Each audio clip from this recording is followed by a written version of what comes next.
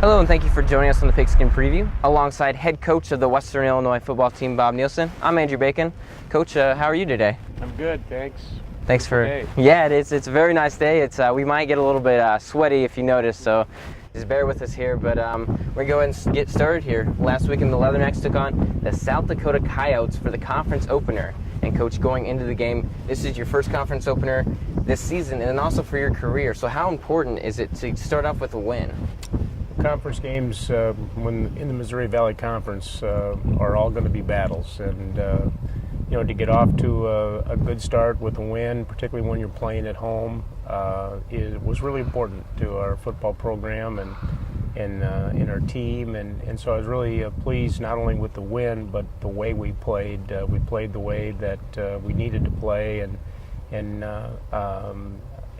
emphasize the things that going into the game we knew we needed to emphasize to win.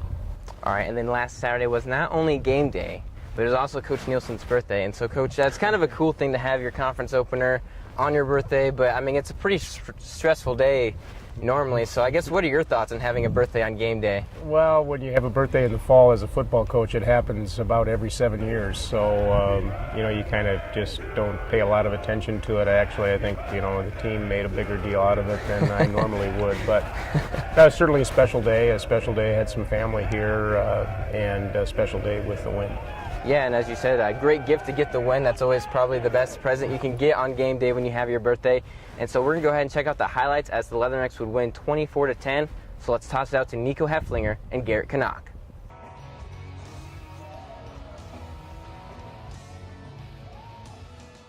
Another pistol formation. Receiver in motion. This is going to be a handoff up the middle and a big gain and a first down. Lining up for the 50-yarder. The kick is up. It looks like it's got the distance. Wow. And that is just missed it. Just short. Miles Bergner punting for the first time.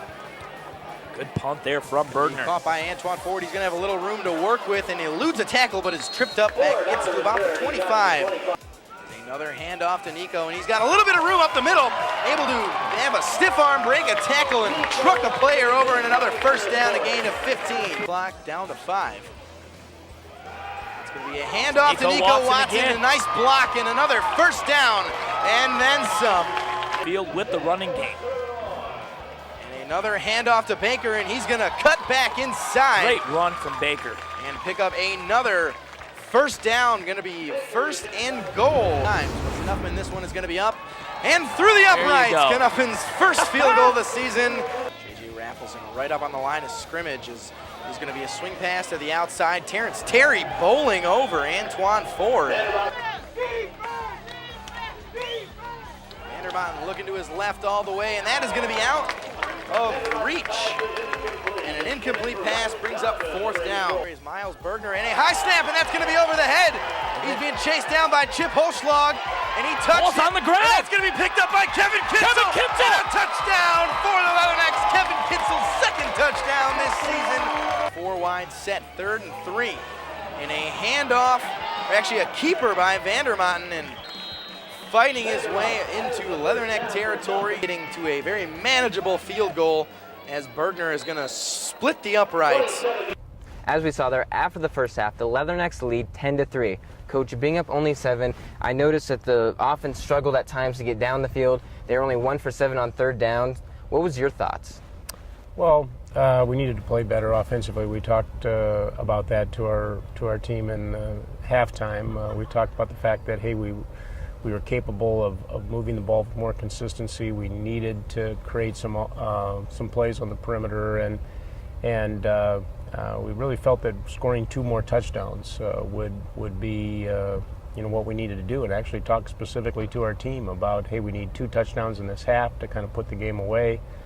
With the way our defense was playing, we felt that would be enough scoring, and They followed through and got 2 touchdowns. We had some opportunities, I think, to score more, and that's one of the things as we go into the rest of the conference schedule. We're going to have to be more productive offensively. All right, well, we're going to go ahead and see those highlights after this. Stay tuned. You're watching the Pigskin Preview. Welcome back to the Pigskin Preview. Coach, down 20-7, what did you tell the team? It's kind of funny. We've been in similar situations the last couple weeks, and we really talked about the fact that we've made mistakes. Mistakes that are what had cost us.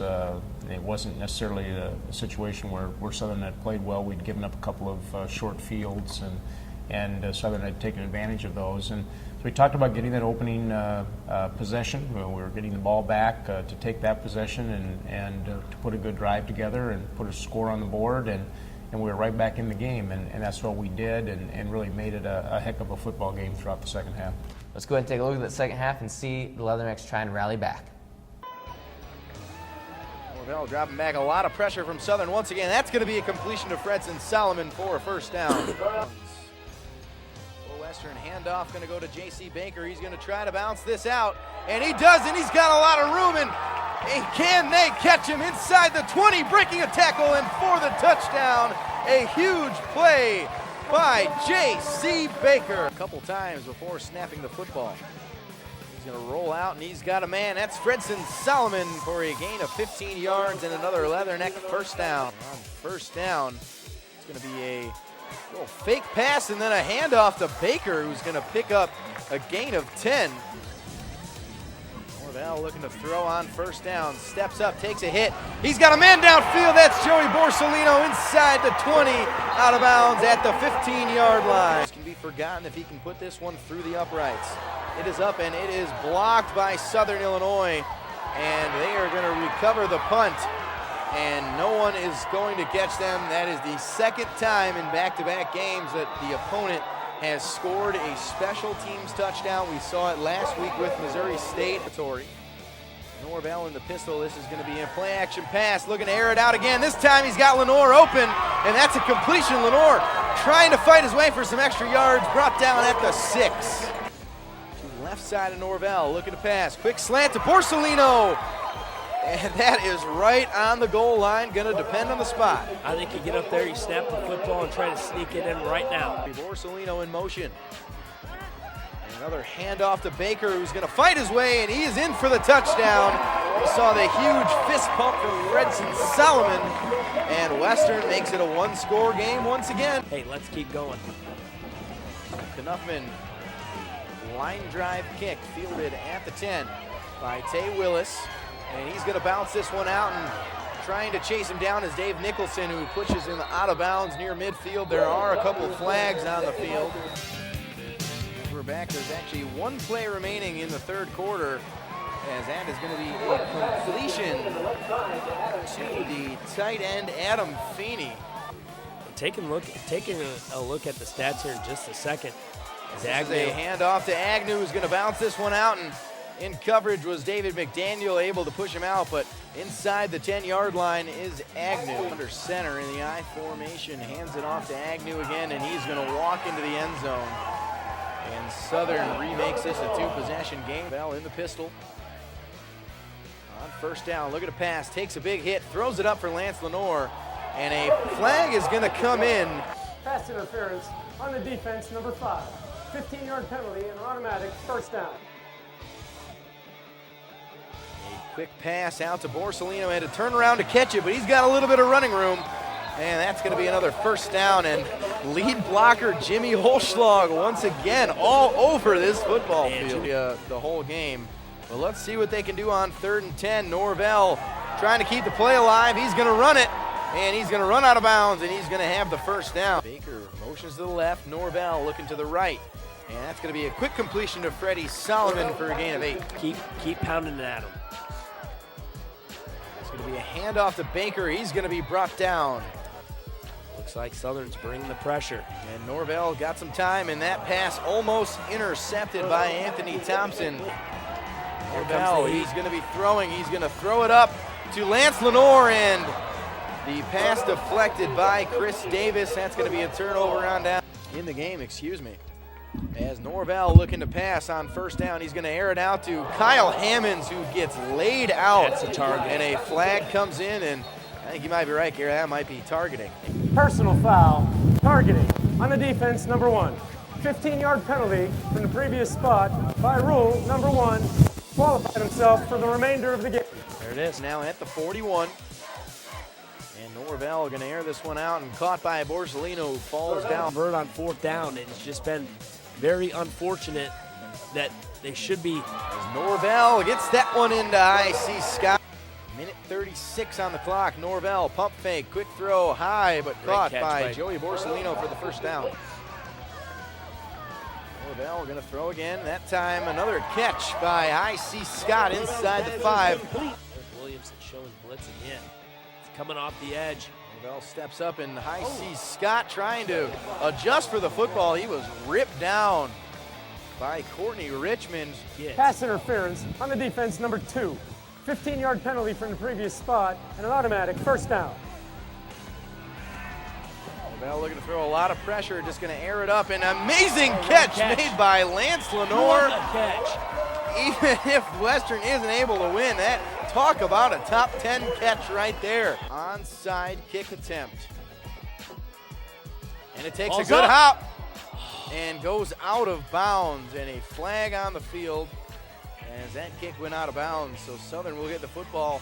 It did exactly what you wanted an onside kick to do, but it ended up actually hopping a little too high.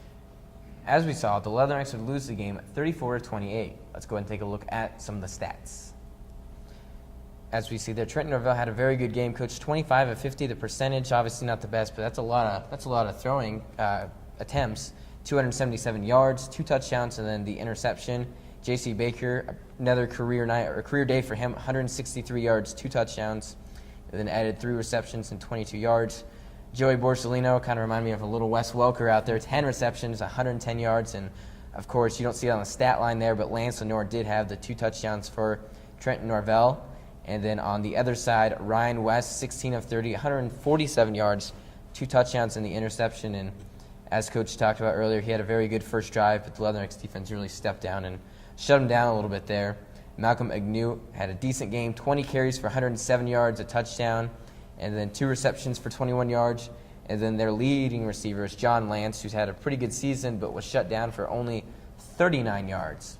And so, Coach, the Leathernecks only had 4 drives, if you count the interception by Trent Norvell, that were 3 and outs. Just talk about how this offense, I know we talked last week a little bit more, but this offense is becoming much more consistent with getting first downs and getting down the field. Being more productive, and part of that is the improvement that Trenton has had at quarterback with the experience that he's gained. He's making better decisions, he's making faster decisions, doing a good job of distributing the football, and because we've been better balanced, it's helped our running game. And our best offensive game, I think, by far, against a good defensive team, which Southern Illinois is. To move the ball the way we did and to move it consistently, we did have to throw the ball a little bit more in the fourth quarter, being behind by 2 scores. At some point in time, we just got to get over that hump and not be playing from behind, because I think right now with the way that we're executing, we can be a very good football team when we have the lead. And then how much more trust have you guys gained in Trent Norvell in this offense? I mean, you allowed him to throw for a career high 50 passes. It's a lot for a freshman. Well, again, when you're behind, you've got to throw the football, and we're trying to score twice in the last 4 minutes, and you can't use a lot of clock in that regard. So, we have 10, 12 of those throws that occurred during those last 2 possessions when we literally were having to throw the football every down. But, Trenton has demonstrated over the last couple of weeks that he's a confident quarterback. He stands in the pocket, took some hits, and did a great job of distributing the football. And if he can continue to play and improve like that, we definitely have a chance to be a good offensive football team in these last 2 weeks. And side note there, Trent Norvell has now become has the most passing yards of any freshman quarterback here at Western Illinois. So obviously he's having a good season this year, Coach. And a little bit about the defense now. The defense held Salukis to just 278 yards. Talk about their step up after that first drive. They played really well. With the exception of the first drive when we gave up some third down conversions that allowed them to keep the drive alive. they really only had one other good drive on the day, and even that one was set up by a shorter field possession.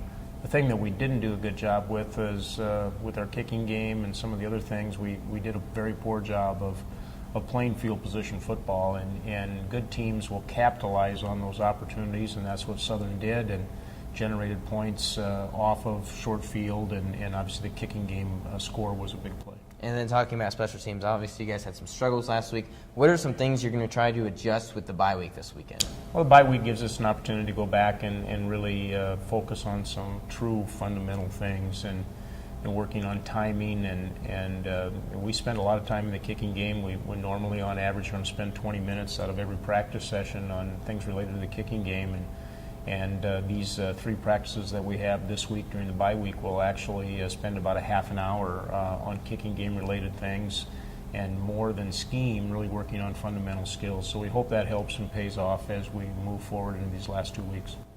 This season for the Leathernecks, they've had several defensive players step up and help this unit be one of the best in the conference.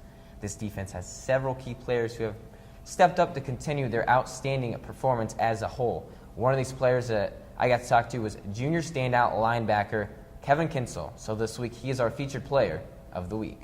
In this defense, it's very hard to learn. There's a lot of checks. There's a lot of answers for everything they do. There's a lot of components to it. Like Coach Ward always says, find your piece in the puzzle. You just do your 1/11th, which is your job on the field. And if you do that, the rest will take care of itself. So the longer you're in the system, the more you learn, the better you're going to be.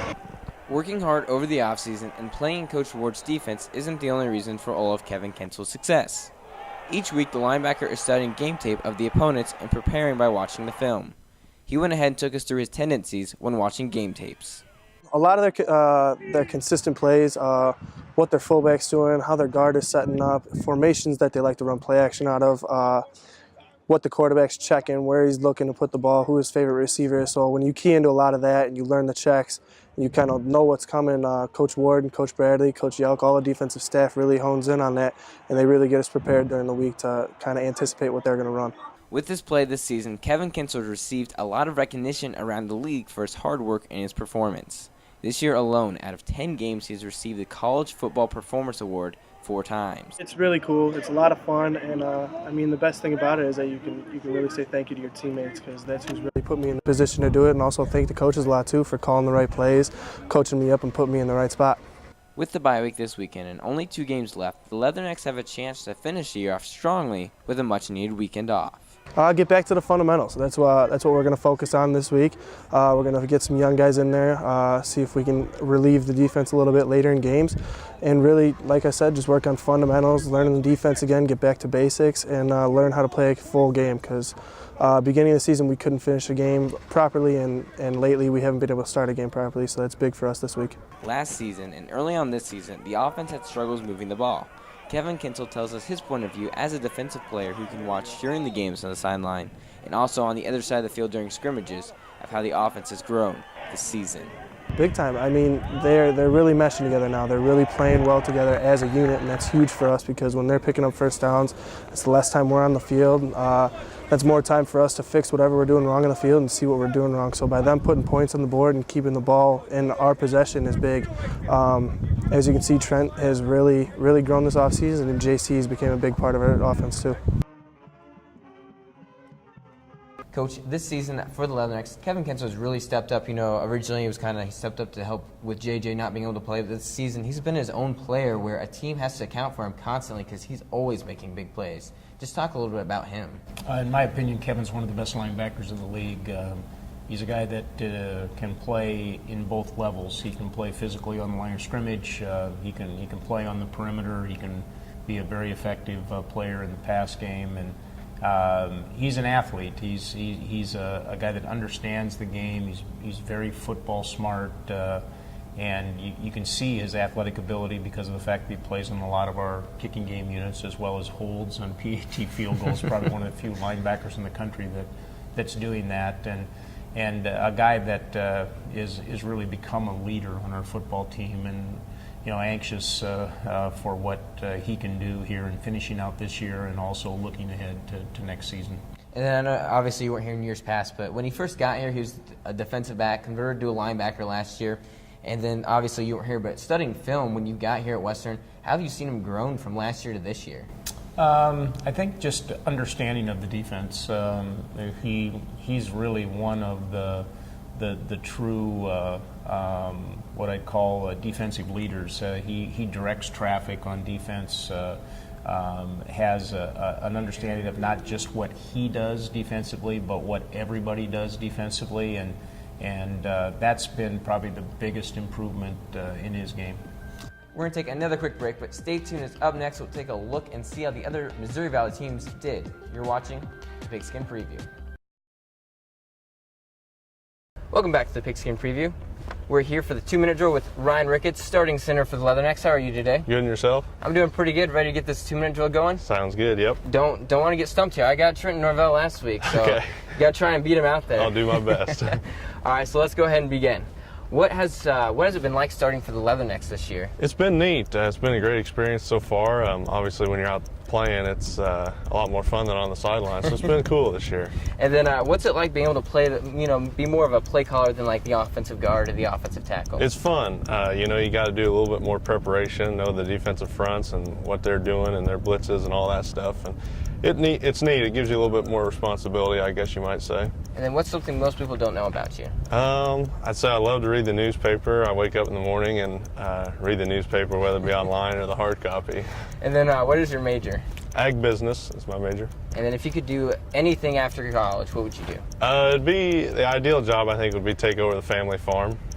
Okay, there you go. It matches with your major there. Yep. And then if you could play any other position besides offensive line, what would you play? I'd say probably wide receiver. Wide receiver. I think it'd be fun to catch some passes out there, throw them from Trenton. Do you have a touchdown dance or anything? I don't know about that. I'd have to work on that. You might. I mean, who knows? Maybe a fumble happens, you pick it up and take it in the end zone. There you go. That'd be nice. And then, if you could play any other sport, what would you play? It'd definitely be hockey. Hockey's my second favorite sport. Ramming people into the walls. Oh yeah, that and the slap shots. And then going to the NFL, what are some players that you looked up to then, or back then and then now? I'd say Olin Kreutz, the former Bears center, and also Brian Urlacher were players I looked up to quite a bit. A lot of leadership there. Yeah, absolutely. And then staying with the NFL, what are some Super Bowl teams that you have to make it? Hopefully the Bears make it. That's my favorite team, but if I had to pick one right now, I'd probably say the Denver. The Broncos look pretty good with Peyton Manning throwing it around. And then NFC, you're going with not the Patriots, but you're going with the Bears, right? Yeah, that's right. There you go. And then, Jay Cutler's looked really well with this offense, a lot better than the last couple years. Yeah, I think the new coach, Coach Trestman's doing a good job with him, and I like what he's done so far, at least from what I've seen. All right, and that's all the time we have for you on the 2-minute drill.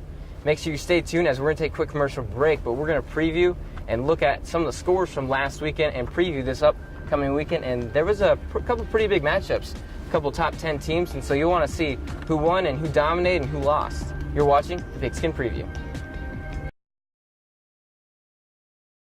Welcome back. Let's go ahead and take a look at the scores of the Missouri Valley teams from last weekend. As we said, Western Illinois would win over Indiana State 21-14.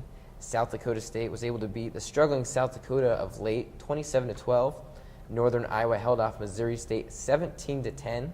Illinois State was unable to score in the second half, and so they lost to Southern Illinois 24-17, another close matchup there. And then North Dakota State ran away with it, surprisingly, against Youngstown State in the second half, 35-17. They actually went through a couple quarterback changes as Kurt Hess would leave the game, and their second string would also be pulled out. And so Youngstown State, as I said, 3 quarterbacks, very unusual, and I couldn't imagine it was because Kurt Hess is playing bad, because he's a very good quarterback.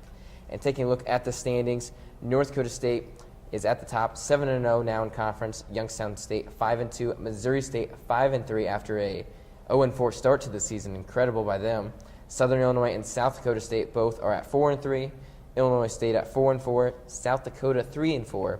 Northern Iowa 2-5, and Western Illinois 2-5, and then Indiana State 0-7. And then taking a look at the games this weekend, South Dakota State will travel to Youngstown State. Indiana State plays host to Southern Illinois. South Dakota travels up to North Dakota State, and of course Western Illinois will travel east to take on West to take on Northern Iowa Panthers. Iowa is West, I suppose. They'll go to the Unidome, and so they will play inside. And coming into the season, though, the Panthers were ranked as one of the best teams in FCS football, and even started off with a 4-0 record, and then a tough conference stretch featuring 5 straight losses, with 4 of those being by one score, and 3 of them in overtime or double overtime. And so coming into the final game of the regular season, they have gotten some fire, gotten 2 straight wins, Coach. And so talk about what to expect from this team, and they feature a very powerful defense. They're an outstanding football team. You can't be fooled by their record. They're a team that could easily be 9-2, 8-3 right now.